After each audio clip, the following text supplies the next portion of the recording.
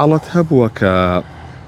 بۆ نمونە لە ڕۆژێکە چەند ئەندامێکی یەخێزان کۆچی دوای بکەن؟ بەڵێ کاک دیلان لە کاتی سەردەمی کرۆناکەیا بوو بڵێن هەر کەسایەتیشی گەڕەکی خۆمان بوو کاک حاجی لەتیف خوای گەورە لێی خۆش بێ چکە خۆشەویستی باوکیشم بوو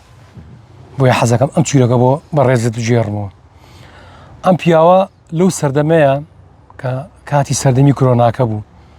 بۆی تووشیە و نەخۆشی نەگریسی کرۆنا نەبێ لە گوندەکەی خۆیان بوو لە گوندی زێوێ بڵێ تەقریبەن مانگ زیاتر لێ مابووانێ دوای کە هاتوو بۆ ناو شار تووشی ئەو نەخۆشیە بوو حاڵەتێکی زۆر ناخۆش بوو کە ئەم پیاوە بەڕێزە خوای گەورە لەویش و لەسەر جەم مردووانیش خۆش بێ بڵێن ئەم لە بەیانەکە خوای گەورە لێی باسم کرد خوای گەورە لێی خۆش بێ بەیانەکەی وەفاتی کرد. بڵین جەنازەی کاک حاجی کە برمانەوە بۆ زێوێ گەڕاینەوە بۆ ناو شار لە دوێ ئەو خێزانی بەڕێزیشی وەفاتی کرد لە هەمان ڕۆژ و لە هەمان بەروارە. لە دوای کۆچی ئەو دوو ئازیزە تەقریبەن کوڕێکیشی هەر هاتبووە لە ئەوروپا کوڕەکەی کە هاتبووە لە ئەوروپا ئەویش هەر تووشی ئەم نەخۆشی نەگریسی کرۆنایە بوو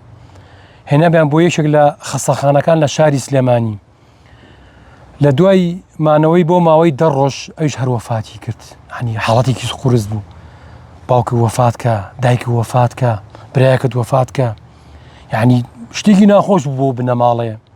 ئەو حاڵەتی کە من هاتووە بەرچاوم دوای هەفتەیەکەمێن ئەمان دوای 10 ڕۆژ دوای 10 ڕۆژ بەڵێ لە دوای ئەوە مامێکی وەفاتی کرد لە دوای ئەوە پویرێکی وەفاتی کرد هەمی بە کرۆنا ئەم حاڵەتانە زۆر قورسە.